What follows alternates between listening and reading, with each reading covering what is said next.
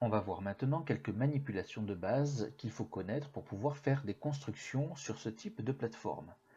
Je vais vous montrer comment on peut créer et dupliquer un objet à l'identique. Je positionne mon curseur vers le sol, là où je veux effectivement créer mon objet. Clic droit, menu contextuel, la pastille me propose de créer et fait apparaître une boîte d'édition où je vais pouvoir choisir ici, en haut, la forme que je veux créer. Je vais par exemple ici prendre le cube est l'objet par défaut qui est proposé. Lorsque mon curseur revient sur le sol, il prend la forme d'une petite baguette magique et par simple clic, je vais pouvoir créer une boîte. Par défaut, mais cela est paramétrable, cette boîte est une boîte de type couleur bois de 50 cm de côté.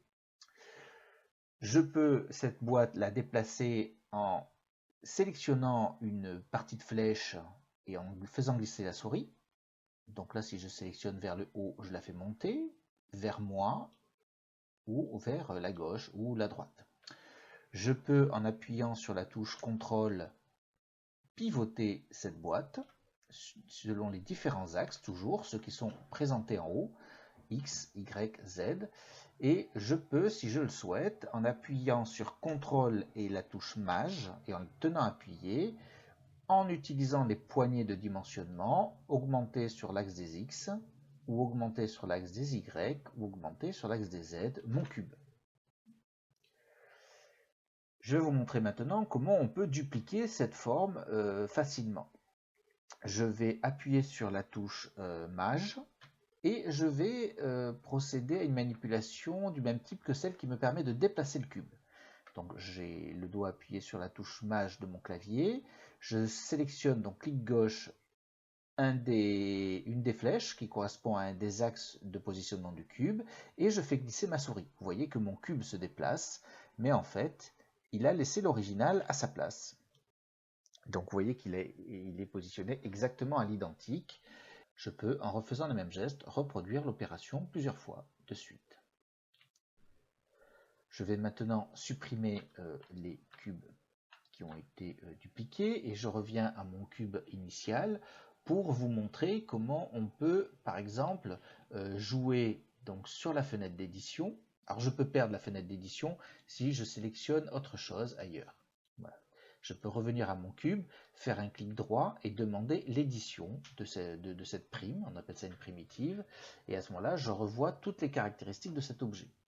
Donc dans l'onglet général, j'aurai le nom de cet objet. Donc on voit le créateur, le propriétaire, le groupe. Je peux partager donc cet objet avec mon groupe par exemple, ce qui permettra aux autres de l'utiliser, sinon ils n'en ont pas la possibilité. Je peux demander en bas à ce que quand je clique dessus, je ne le touche pas. Le fait de toucher permet soit de le déplacer, soit de déclencher des programmes, on appelle ça des scripts. Donc je peux demander par contre que de m'asseoir dessus quand je touche l'objet. Je vais vous montrer à quoi ça ressemble. Voilà, si je clique dessus, vous allez voir, mon avatar va s'asseoir dessus. Donc si je clique sur cet objet, mon avatar s'assoit sur l'objet, je fais me lever et je le pousse de là pour pouvoir continuer à travailler. Je clique droit, éditer, je retrouve les caractéristiques de mon cube. Ici, dans l'onglet objet, je vais pouvoir signifier les positions, la taille ou les rotations de l'objet. Je vais pouvoir repréciser s'il s'agit d'une boîte ou d'un autre type de forme que je peux modifier ici et jouer ici sur un certain nombre de caractéristiques, le creux, le biseautage qui me permettent de sculpter en fait cet objet. Je peux changer sa couleur ici, voilà, donc le mettre en bleu si je le souhaite. Je peux aussi sélectionner un autre type de texture que je vais venir piocher dans ma bibliothèque de textures. Alors on voit rien parce qu'il est bleu, mais si je le mets en blanc, on verra s'afficher voilà, la texture que j'ai choisie. Je peux augmenter la transparence, je peux y mettre du rayonnement.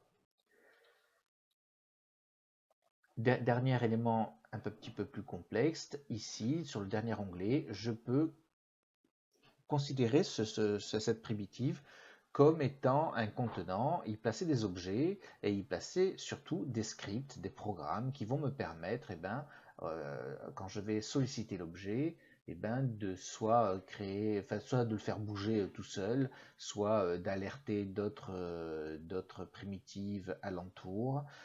Voilà. En fait, on a une infinité de possibilités liées à la possibilité d'inscrire un programme dans chacune de ces primitives.